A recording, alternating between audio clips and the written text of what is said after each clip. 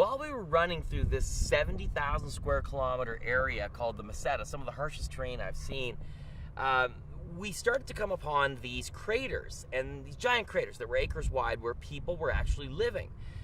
One of these craters we stopped by, and a man by the name of Mr. Jimenez invited us to come and visit his home, which was situated at the bottom of this crater. Now, these craters provide protection from the elements, which can be unbelievable. The wind, blowing snow in the winter, very hard living conditions. Mr. Jimenez invited us in to see how life is out on the Meseta, and it's extraordinary. This man, we're not sure how old he is because he doesn't even know, has lived here the better part of his life. He can't even remember how many years. He knows he's got several children. He's not exactly sure how many, yet he survives out here and makes a life for himself.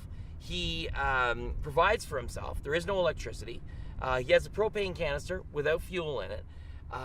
He cooks with wood on a wood stove and heats that way in his home, which we were so graciously invited into and welcomed into. You know, I asked him, I said, what do you eat out here? You know, what do you eat? What are you farming? Because it's not like you can grow anything. And Mr. Jimenez showed us, you know, a cabin, if you will, where he was drying horse meat. Holy smokes, look at that. So there you go, horse jerky. You're not going to get that at the corner market.